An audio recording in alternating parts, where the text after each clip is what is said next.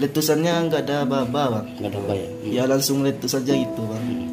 Habis dengar suara pesawat, barulah ada dentuman gitu bang di depan mata. Pak, kondisi Gunung Merapi ini sudah dalam status waspada 2. Apakah sebelumnya sudah ada informasi atau peringatan terlebih dahulu dari petugas tempat? Assalamualaikum warahmatullahi wabarakatuh, teman-teman, bertemu kembali dengan Kang Z.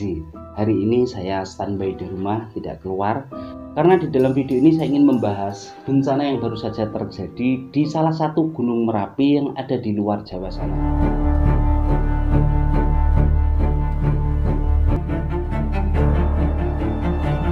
Dan di dalam video ini nanti saya menyajikan kisah pendaki selamat dari erupsi Gunung Merapi.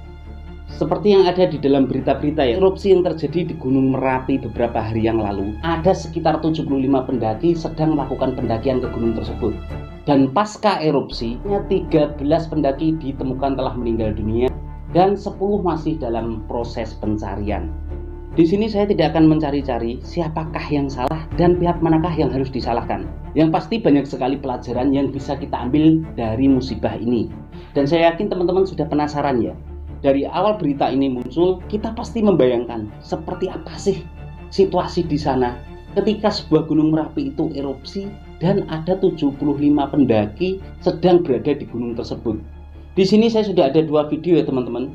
2 kisah dari pendaki yang selamat. Yang pertama dia ini cedera.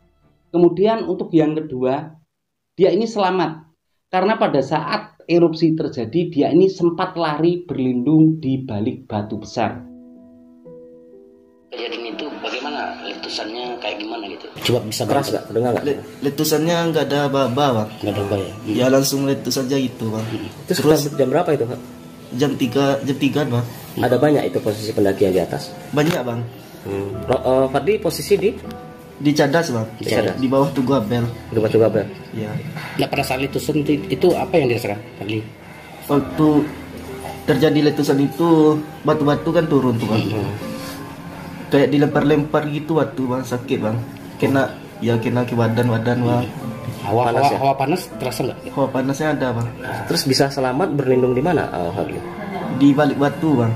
Balik batu di Ya, bawah Tugu Abel. Ada batu besar bang. Situ kami berlindung bang. Fadli sama Bima bang. Berapa orang yang berlindung sana? Berdua bang. Berdua.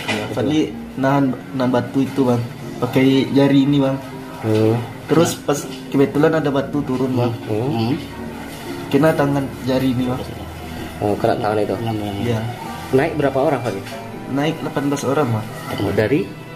Dari Padang semuanya bang. jalur mana naiknya? Jalur Batu Pelano. Ke Plano. Terus itu sekitar jam berapa itu kejadian Fadli? Kejadian gunung meletus Iya. bang. Jam 3 bang. Jam 3? Iya. Fadli naik hari apa? Naik hari Sabtu bang. Terus Nah. pas Pada saat belum kejadian apa-apa tuh di lokasi berapa tenda? Tahu pasti. yang di lapangan bola? Yang di lapangan bola nggak ada orang yang camp. Oh, nggak ada camp. Tapi di Tugu Abel cuma rombongan kami semuanya bang. Juga boleh. Iya bang. Tapi waktu itu posisi di lapangan bola banyak orang. Nggak ada bang. Siang itu Nggak ada bang. nggak ada. Di puncak waktu itu banyak bang. Oh, di puncak banyak. Dan di sini masih ada satu video lagi ya teman-teman. Kita tonton dulu kemudian nanti kita bahas. Sebenarnya begini, dari awal berita ini muncul, saat erupsi itu terjadi, saya kurang tertarik untuk membahasnya. Tapi setelah saya pelajari, setelah saya amati, kok ada yang ganjil. Karena itulah hari ini saya berinisiatif untuk membahasnya. Naiknya jam 11. Naik jam 11-nya, lama jalan, udah mau sampai di cadasnya, kami istirahat sebentar kayak ngedengar suara pesawat gitu.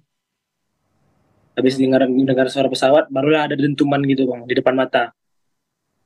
Oke. Dan Terus- itu sudah perjalanan sudah berapa jauh?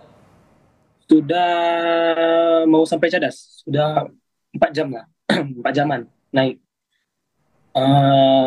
Posisinya kami kan lagi waktu itu lagi erupsinya pas pas erupsinya juga lagi keluar hujan batu ya kan. Jadi kami berlindung di jalur tikus namanya. Kami bersembunyi di bawah itu, Bang. Di bawah ada namanya jalur tikus di trek Merapi itu. Jadi kemungkinan batu itu kena kepala jadi kecil, Bang. dan baru kemudian bisa diselamatkan begitu atau keluar dari area itu berapa lama? Atau ditemukan oleh petugas waktu itu sudah berapa lama menunggu? Kami 10 menit sembunyi di situ, melindungi diri 10 menit, jadi udah reda gitu kan, nggak ada kayak terasa batu-batunya lagi, jadi kami mutusin untuk lari ke bawah, ke pos bawah. Terus di bawah juga udah ditunggu sama orang tim SAR-nya. Oke. Dan dari sini bisa kita gambarkan ya teman-teman. Pada saat erupsi terjadi, ternyata di daerah Cadas ini sendiri ada 2 rombongan pendaki. Yang pertama adalah kisah dari pendaki yang awal tadi. Mereka ini rombongannya ada 18 anak. Kemudian untuk rombongan yang kedua adalah rombongannya Mas Lingga ini ya. Jadi untuk rombongannya Mas Lingga ini sendiri, ini baru mengarah ke Cadas. Mereka ini bertiga.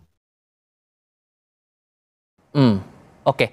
Nah, hal lain yang juga ingin saya ketahui juga sebetulnya adalah karena yang saya pahami dari beberapa sumber juga menyebutkan bahwa kondisi Gunung Merapi ini sudah dalam status waspada 2 dan itu sudah berlangsung lama sejak Agustus 2011. Nah, saat teman-teman memutuskan untuk mendaki Gunung Merapi itu, apakah sebelumnya sudah ada informasi atau peringatan terlebih dahulu dari petugas tempat? Dari petugas tempat sih mungkin ada, tapi kaminya yang kayak nggak tahu gitu mungkin.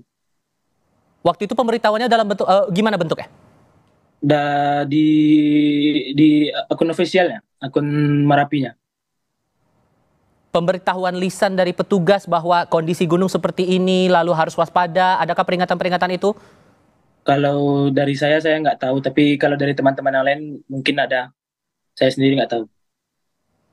Jadi yang tahunya kami kayak gunung itu aman, kayak orang banyak mendaki kan, jadi otomatis kami juga ikut mendaki juga karena mana tahu aman gitu kan, tapi nggak tahunya kan bencana. Ini pengalaman Anda mendaki gunung pertama kali atau sebelumnya juga sudah pernah melakukan hal yang sama? Sudah di tempat berbeda, tapi yang ini yang baru kena bencana ya. Oke. Yang juga menjadi menarik di sini adalah proses evakuasi waktu itu. Yang Anda lihat saat itu, Anda kan bersama 2 teman Anda berupaya menyelamatkan diri ke bawah. Dan setelah Anda berada di titik awal pendakian, gimana kondisinya waktu itu?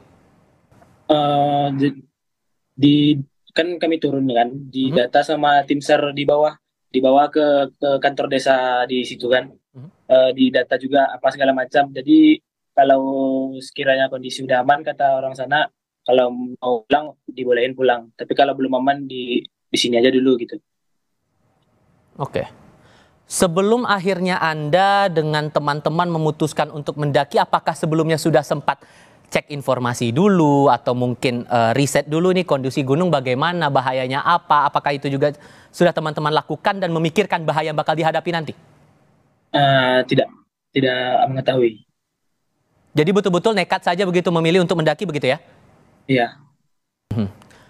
Tentu ini jadi pelajaran juga ya bahwa kondisi alam kita tidak bisa memperkirakan begitu. Nah, kalaupun kemudian teman-teman sampai di sini banyak sekali poin-poin yang bisa kita dapatkan ya. Setelah saya memperhatikan video ini tadi, sepertinya kedua belah pihak ini ada boleh dibilang kurangnya lah ya. Baik petugas setempat maupun pendakinya. Karena apa? Sering sekali di video-video sebelumnya saya sampaikan, sebelum kita melakukan pendakian kita harus betul-betul tahu kondisi gunung yang akan kita daki. Ini penting banget ya teman-teman. Meskipun gunung yang kita tuju ini bukanlah Gunung Merapi, yang masih menjadi pertanyaan adalah kenapa dari sekian banyak pendaki yang kurang lebih jumlahnya 75 pendaki ini bisa melakukan pendakian ke Gunung Merapi yang statusnya ini sudah waspada. Sekali lagi sudah waspada loh ini. Kenapa masih ada banyak pendaki yang nekat melakukan pendakian? Apakah pada saat registrasi? Jadi di sini saya kurang tahu ya. Apakah jalur yang dimaksud para pendaki ini tadi sudah resmi atau belum? Jikapun jalur ini sudah resmi, seharusnya ketika melakukan registrasi ini kan sudah dihimbau bahwa gunung status waspada. Sehingga petugas yang ada di sana ini juga harus berani mengambil keputusan. Apakah pendaki ini benar-benar di stop tidak boleh melakukan pendakian, ataukah boleh melakukan pendakian tapi ada batas-batasnya. Jangan sampai ke puncak. Namun kenyataannya setelah pendaki ini ditanya diwawancarai, semua jawabannya ini masih ngambang. Mungkin dikasih himbauan, hanya saja saya tidak tahu. Harusnya untuk gunung berapi yang levelnya ini sudah waspada, semua pendaki yang belum memulai pendakian ini kan seharusnya dikumpulin dulu di base camp, di pos tersebut. Kemudian briefing dulu, dikasih tahu. Itu pun jika memang petugas ini nekat ingin memasukkan pendaki, memperbolehkan pendaki untuk melakukan pendakian. Tapi koyoke kalau memang sudah level waspada ya seharusnya memang benar-benar ditutup ini. Kemudian untuk dari pihak si pendaki sendiri, ini yang paling penting ya teman-teman. Karena sering sekali dari dulu saya sampaikan di video-video saya, kita sebagai pendaki ini jangan hanya nekat. Terlebih nekatnya ini ke gunung berapi, gunung yang masih aktif. Gunung yang tidak berapi saja, gunung yang mati, ini kita tetap harus mengetahui atau setidaknya membaca situasi lah. Keadaan gunung yang akan kita tuju ini kondisinya seperti apa. Apakah kondisinya sedang di cuaca dingin, lagi dingin-dinginnya, sehingga kita perlu mempersiapkan peralatan-peralatan yang sekiranya alat tersebut dapat menopang keselamatan kita sendiri. Karena yang namanya gunung ini kan cuacanya tidak stabil ya teman-teman. Ada di kondisi yang normal, biasa saja, ada di kondisi saat badai dan kabut, kemudian ada juga udah kabut, tapi cuacanya ini benar-benar dingin banget. Ini yang perlu kita pelajari sebelum kita mendatangi gunung tersebut.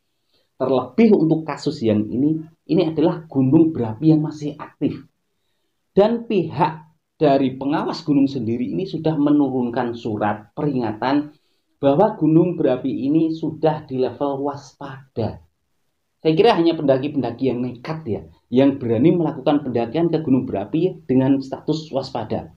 Ditambah lagi petugas setempat ini kok seolah-olah melegalkan atau memperbolehkan pendaki untuk melakukan pendakian. Sekali lagi di dalam video ini bukan maksud saya untuk menyalahkan pihak mana, siapa yang pantas disalahkan, tidak. Tapi setidaknya ayo kita ambil pelajarannya. Agar kedepannya ketika kita melakukan pendakian ke Gunung Lawu semuanya ini aman, tidak terjadi sesuatu yang tidak kita inginkan. Akhir kata marilah kita doakan teman-teman pendaki kita yang saat ini menjadi korban erupsi di Gunung Merapi sana meninggal dalam keadaan husnul khotimah, diampuni segala dosa-dosanya dan diterima amal kebaikannya. Amin amin ya rabbal alamin. Dan kemudian yang saat ini masih dirawat di rumah sakit dalam keadaan cedera, semoga segera diberikan kesembuhan.